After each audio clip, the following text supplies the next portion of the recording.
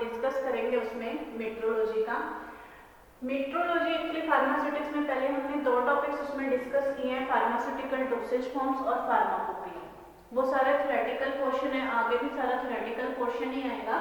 लेकिन जो मेट्रोलॉजी है, जो मेट्रोलॉजी एक ऐसा टॉपिक है जिसके अंदर कुछ कैलकुलेशंस होंगी, कुछ यूनिट्स होंगी, कुछ मेजरमेंट्स होंगी, जिसको आपने इसमें स्टडी करना है। मेट्रोलॉजी एक्चुअली है क्या? What is the metrology? Metrology is a study of weights and measures. Measures means volume. Study of weights and measures. How to calculate them. What is the relation in between them? इन दोनों के बीच में relation क्या है? What is the relation in between them? Mathematical expressions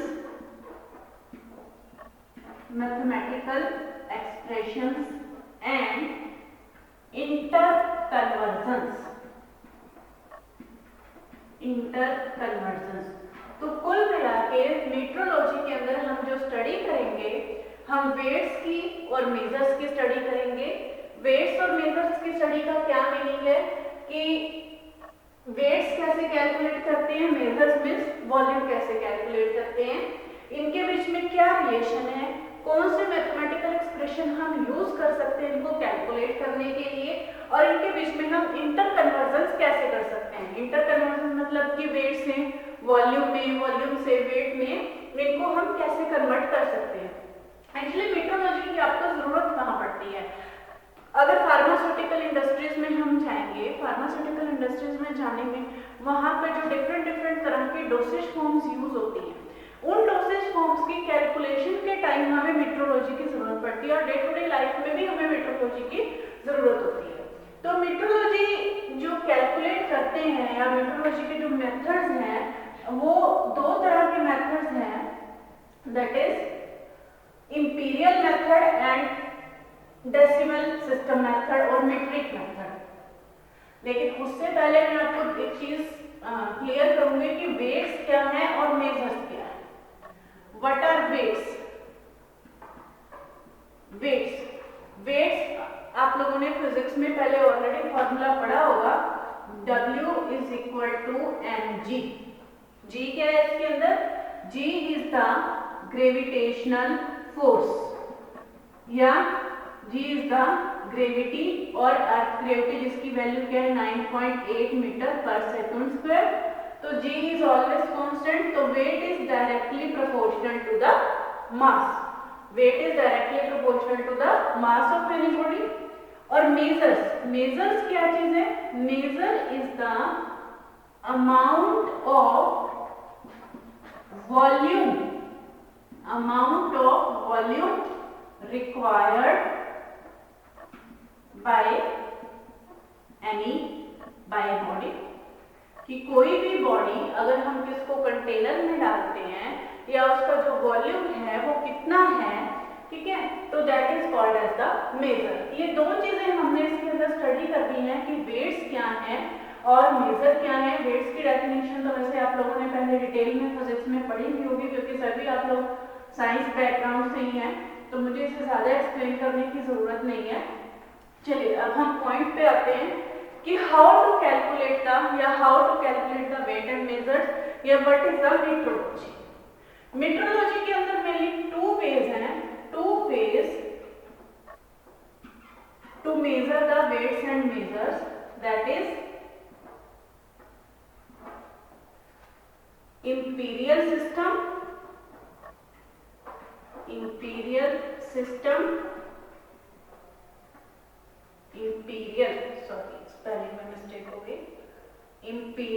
system and metric system।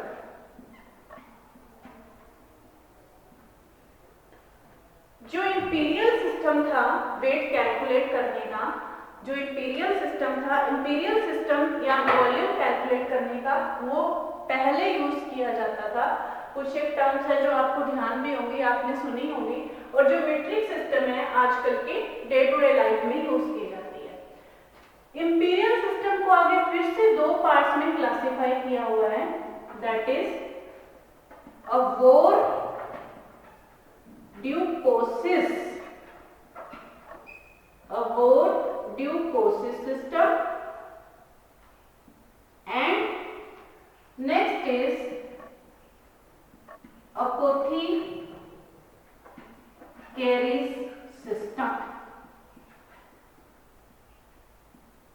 A Vogt-Dubocsis system and apothecaries system.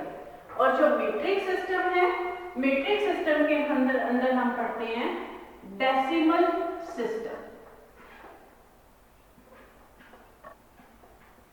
Decimal system of weights and volume.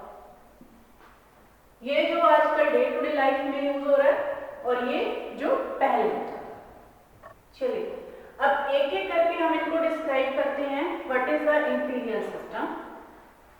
Imperial system में सबसे पहले हम अवोर्ड-ड्यूकोरियस और अपोथीकेरी सिस्टम की का कंपैरिजन करेंगे वेट्स के लिए, फिर इसका कंपैरिजन करेंगे हम वॉल्यूम के लिए।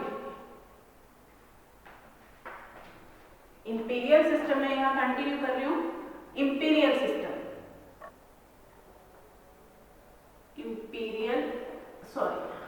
Imperial system.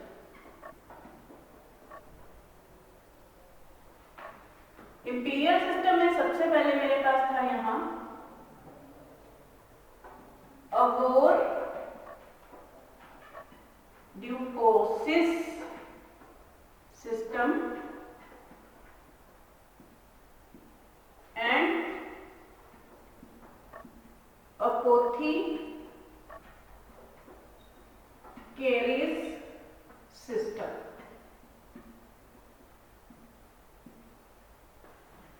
इनके अंदर अब हम जो वेट्स या मेजर कैलकुलेट करते हैं या वेट्स या जो वॉल्यूम कैलकुलेट करते हैं, उनकी जस्ट स्टैंडर्ड यूनिट्स अलग अलग यूज की जाती थी। स्टैंडर्ड यूनिट्स का मतलब कि जैसे एग्जांपल लेके मैं आपको क्लियर करूंगी। जैसे वॉल्यूम है, वॉल्यूम को हम किस में मेजर करते हैं? मिलीलीटर में, लीटर में। वेट को किस में मेजर करते हैं? ग्राम में, मिलीग्राम में या किलोग्राम में। इसी तरह से लेंथ को किस में मेजर करते हैं? मीटर में, सेंटीमीटर में, किलोमीटर में। ये होती हैं यूनिट्स। तो ये जो पहले इंपीरियल सिस्टम यूज किया जाता था, इसमें अगर मैं पहले वेट की बात करूं, वेट की हमने बोला ना इसमें कि इंपीरियल सिस्टम जो मीटरोलॉजी है उसमें वेट और वॉल्यूम दोनों कैलकुलेट किए जाते थे। अगर मैं इसमें वेट की बात करूं तो अवोर्ड-ड्यूकोसिस सिस्टम के अंदर जो स्टैंडर्ड यूनिट थी वेट की, वो मानी जाती थी पाउंड, POUND, पाउंड, जिसकी शॉर्ट फॉर्म थी LB, pound. Standard unit is pound. 1 pound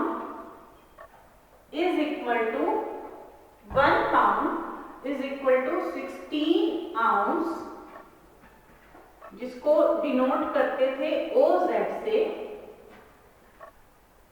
1 pound is equal to 16 ounce, 1 pound is equal to 7000 grains,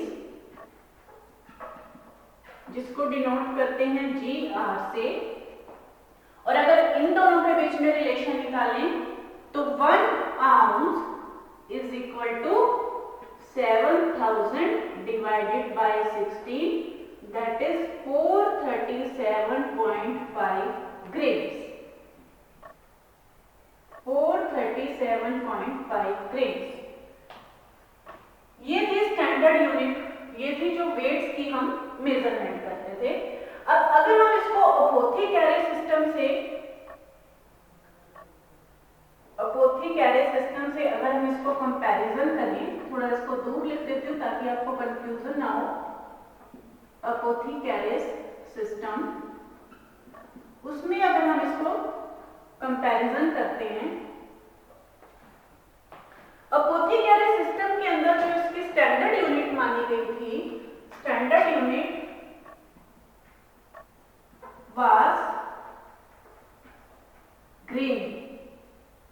standard unit जो इसकी मानी गई थी दैट इज ग्रेन। इसमें तो जो स्टैंडर्ड यूनिट थी, इसके अंदर जो स्टैंडर्ड यूनिट मानी गई थी वो थी पाउंड। इसके अंदर जो स्टैंडर्ड यूनिट मानी गई थी ग्रेन। पाउंड, पाउंड को इसमें भी इसी तरह से लिखते थे, 1 pound is equal to 12 ounce.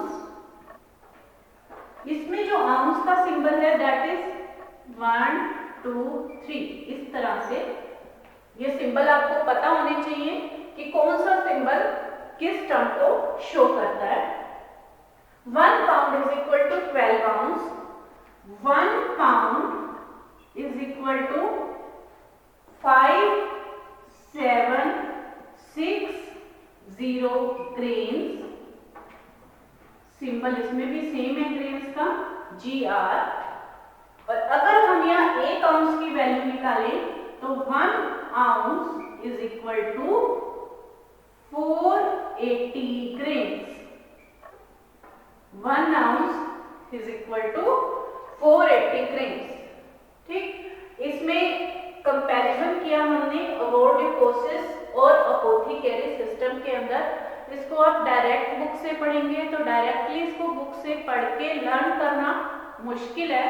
आप इसको साथ के साथ इसी फॉर्म में, चार्ट फॉर्म में आप इसको नोट करिए तो इसको आपको पढ़ना इजी हो जाएगा। 1 pound is equal to 16 ounce. 1 pound is equal to 7000 grain. 1 ounce is equal to 7000 by 16।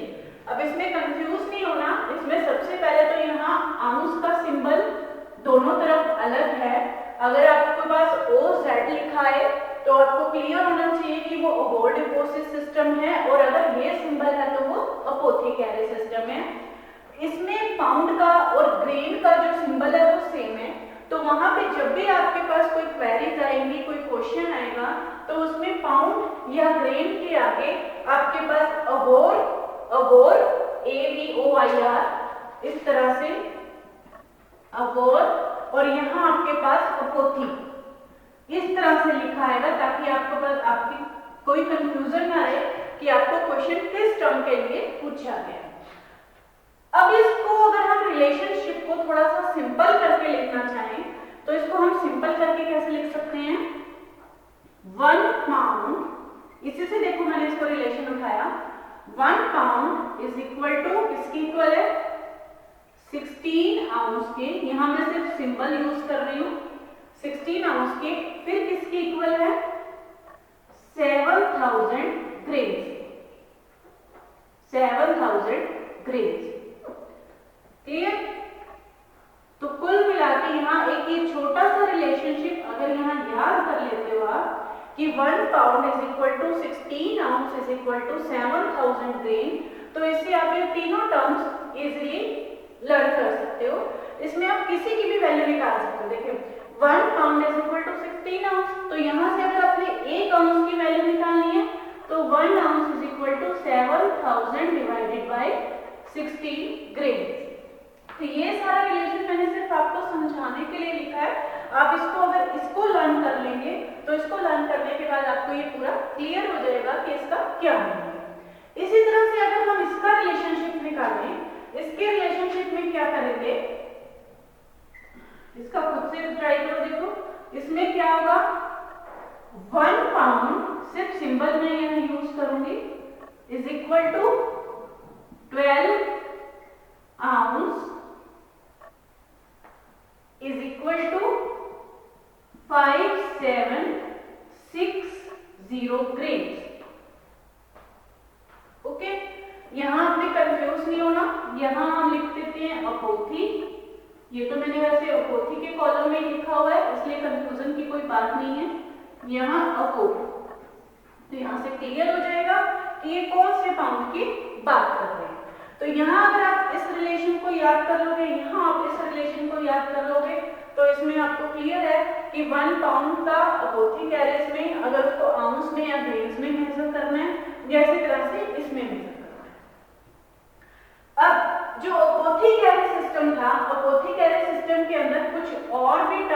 गई थी, पहले आप इसको नोट कर लो, ठीक है। इसमें कुछ और भी टर्म्स दी गई थी, वो टर्म्स मैं इसमें यहाँ ऊपर यहीं लिख देती हूँ साथ में। ग्रेन्स थे, क्योंकि इसमें हमने ग्रेन्स को स्टैंडर्ड यूनिट माना गया था, ग्रेन्स को, इसको मैं अगर यहाँ रब कर दूं, यही लिखते हैं, इसके साथ कंटिन्यू करते हैं।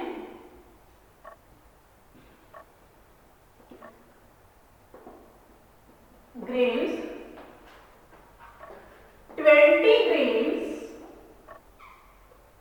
20 grains is equal to 1 scruple। स्क्रपल का सिंबल क्या है, ये इस तरह से 1 स्क्रपल, 20 grains is equal to 1 scruples, 60 grains is equal to 1 dram, DRACHM।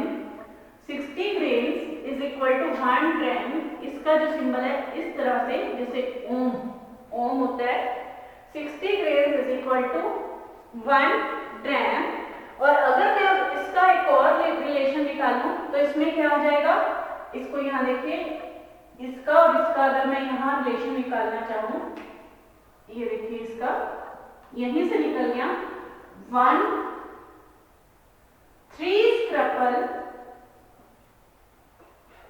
3 scruple is equal to 60 grams। 60 grams, क्योंकि एक स्क्रपल यहाँ पर 20 ग्राम्स के इक्वल है, तो 3 स्क्रपल्स आपके 60 ग्राम्स के इक्वल होंगे, या 3 स्क्रपल आपके, हम ये भी बोल सकते हैं कि 1 ड्रैम के इक्वल होगा। क्लियर है, 3 स्क्रपल आपका 1 ड्रैम के इक्वल होगा। तो ये कुछ टर्म्स हैं जो ओवोडिपर्स और अपोथेकेरी सिस्टम के अंदर यूज होती थी, पहले यूज होती थी। कभी आपने या हमने ये टर्म सुनी नहीं थी कि हम वेट को स्क्रपल में, ड्रैम में, ग्रेन्स में यूज करते हैं। हाँ, पाउंड की टर्म जरूर सुनी है, वो आज भी सुनते आए हैं कहीं पे कि इतने पाउंड है या इतने मतलब किलोग्राम या पाउंड, वो भी लेकिन बहुत रेयर यूज होती है। तो ये यूनिट्स थी जो पहले आयुर्वेदा सिस्टम में या मतलब कहीं पे, जैसे और भी ऐसे जो यूनानी कंट्रीज हैं, ठीक है, वहां पे ये टर्म्स आज भी यूज होती हैं, ओवोडिपोसिस और अपोथेकेरी सिस्टम। नोट कर लीजिए इस चीज को। चलिए अब आगे इसको कंटिन्यू करते हैं। ये तो था वेट्स को मेजर करने का सिस्टम। अब आगे है कि इंपीरियल सिस्टम में वॉल्यूम्स को कैसे मेजर करते थे। इंपीरियल सिस्टम के अंदर जो वॉल्यूम है, वॉल्यूम को कैसे मेजर करते थे।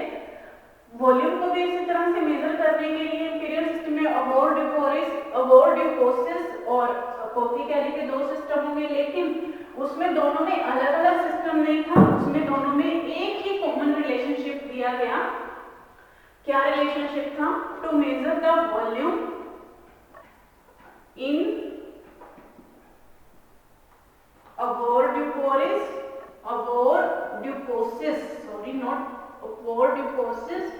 And apothecary system.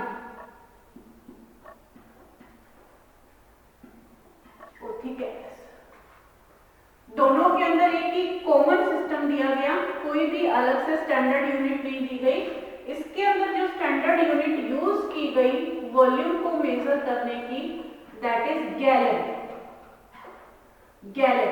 जिसको आज भी यूज किया जाता है, GAL, शॉर्ट फॉर्म थी इसकी गैलन।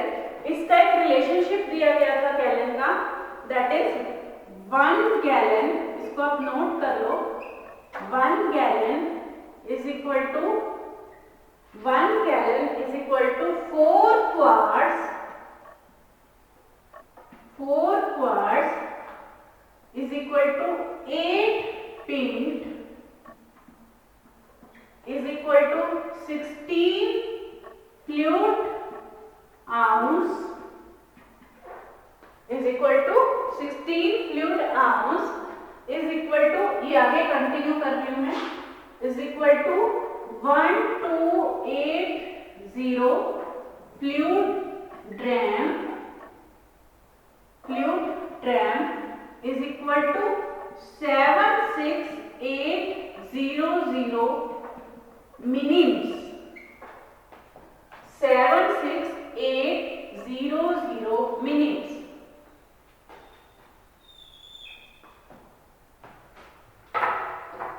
76800 मिनट्स। ये रिलेशनशिप अगर आपको वॉल्यूम का लर्न है इसी सीक्वेंस में, तो आप इसमें किसी भी टर्म की कैलकुलेशन बड़े इजी वे से कर सकते हो। 1 gallon is equal to 4 quarts is equal to 8 pint is equal to 16 fluid ounce, या फ्लूइड आउंस को आप OZ पे लिख सकते हैं।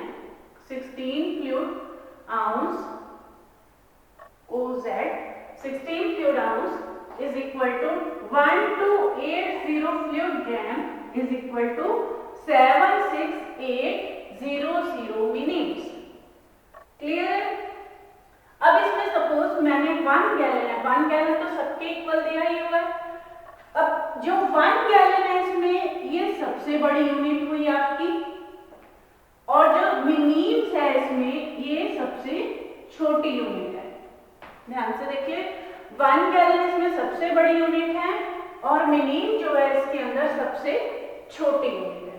अब अगर मैंने क्वार्ट्स की वैल्यू मिनीम्स में निकालनी है, ठीक है, यहां मेरे पास है कि 4 क्वार्ट्स इज इक्वल टू 76800 मिनीम्स, तो मैं इसमें 1 क्वार्ट्स की वैल्यू निकाल सकती हूँ, दैट इज 76800 डिवाइडेड बाय 4। इसी तरह से अगर मैंने पेंट में मिनीम्स की निकालनी है, तो 1 pint is equal to 76800 divided by 8। Fluid ounce में निकालनी है या फ्लूइड आउंस और क्वार्ट्स में रिलेशन निकालना है, तो 1 quart is equal to 4 fluid ounce. तो कोई भी आप इसमें उठा लो टर्म, किसी भी टर्म में आप quarts, pint, fluid, minims, fluid ounce, gallon, किसी का भी कोई भी रिलेशन आप इससे इस सीक्वेंस से इजीली निकाल सकते हो। तो पहले उसमें दो में भी मैंने जो हाईलाइट किए थे, दो रिलेशन वो वेट कैलकुलेट करने के अबॉर्टिव फोर्सेस और अपोर्टिक एजेस में, और एक रिलेशन ये अगर आप लर्न कर लेते हो तो इससे आप सारे कन्वर्जन इजीली कर सकते हो। तो ये हुआ हमारा इंपीरियल सिस्टम। इंपीरियल सिस्टम में थोड़ी सी आपको टर्म्स डिफिकल्ट भी लग रही होंगी और थोड़ी सी पहले ना सुनी हुई टर्म्स भी हैं, डेफिनेटली हैं, क्योंकि मैंने पहले भी बता चुकी हूँ कि ये जो है आज भी जो यूनानी कंट्रीज हैं वहां यूज होती है, हमारे यहाँ पर नहीं यूज होती, पहले यूज होती थी। अब चलते हैं हम मीट्रिक सिस्टम के ऊपर। What is the metric system? इसी तरह से जैसे इंपीरियल सिस्टम के अंदर हमने वेट और वॉल्यूम कैलकुलेट किया है, इसी तरह से मीट्रिक सिस्टम में भी कैलकुलेट करेंगे दोनों चीजें। मीट्रिक सिस्टम,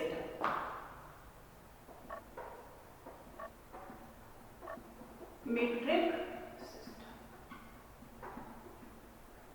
लेकिन मीट्रिक सिस्टम में सीधा सीधा सिस्टम है, सीधी सीधी उसमें कुछ वैल्यूज दी गई हैं, ये वैल्यूज आपको पता होनी चाहिए।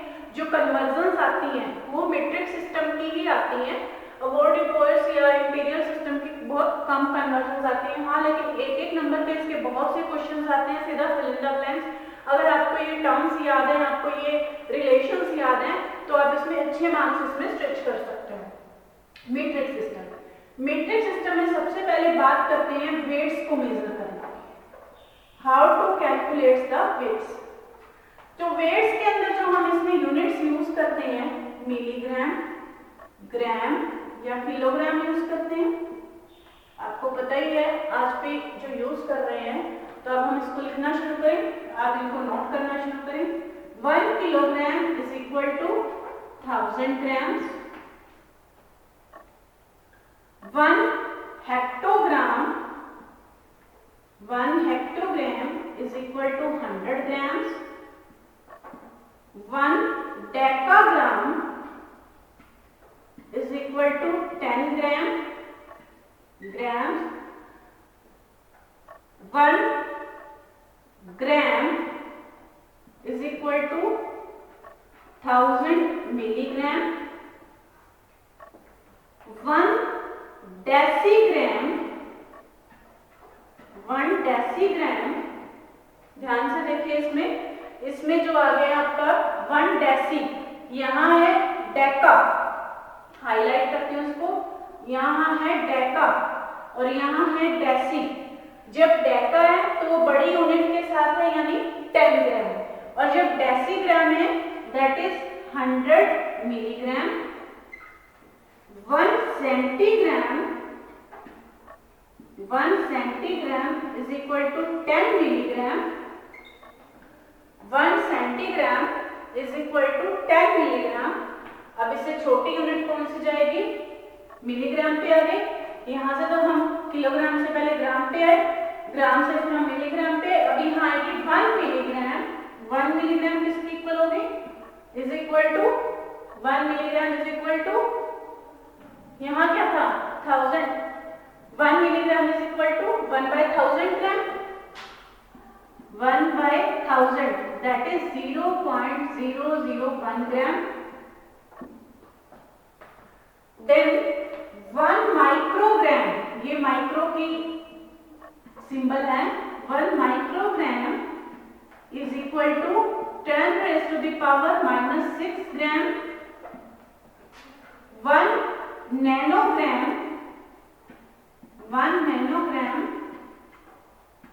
is equal to 10 raised to the power -9 gram, and 1 picogram is equal to 10 raised to the power -12 gram। ये कुछ टर्म्स हैं जो वेट्स की जो यूज होती हैं, ये टर्म्स आपको पता होनी चाहिए, इसको आप नोट कर लो और इसको रट लो। 1 kilogram is equal to 1000 gram, 1 hectogram is equal to 100 gram, 1 deca और डेसी, इसमें कंफ्यूज नहीं होना, जो ये डेका और डेसी है। 1 decagram is equal to 10 gram and 1 decigram is equal to 100 milligram. 1 gram is equal to 1000 milligram. यहीं से हमने इसका ये रिलेशन निकाला, ये वाला रिलेशन कि 1 मिलीग्राम, जो ये रिलेशन इसके अंदर निकल रहा है, ये डायरेक्ट इसी से निकल रहा है। देखो 1 milligram is equal to 0.001 gram, 1 microgram 10 raised to the power -6, nano 10 raised to the power -9 and picogram is equal to 10 raised to the power -12 gram. Clear है? अब इसके बाद चलते हैं, ये तो हो गया मीट्रिक सिस्टम में वेट्स को मेजर करने का। अब मीट्रिक सिस्टम में वॉल्यूम कैसे मेजर करते हैं? वॉल्यूम जैसे वेट्स मेजर किए उसी तरह से वॉल्यूम भी मेजर करेंगे। तो वॉल्यूम का जो यूनिट्स है वो कौन सी यूज होती है, ml, लीटर, यही यूनिट्स यूज होती है, मिलीलीटर या लीटर्स।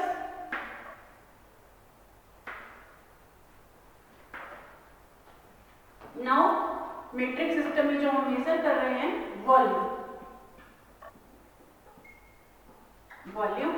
वॉल्यूम के लिए जो हम यूनिट्स यूज करते हैं दैट इज लीटर, मिलीलीटर और मिलीम्स। लीटर, मिलीलीटर और मिलीम्स, ये यूनिट्स इसके अंदर यूज करते हैं। अब 1 लीटर, अब नोट करना शुरू कर दीजिए इसको। 1 लीटर को LT से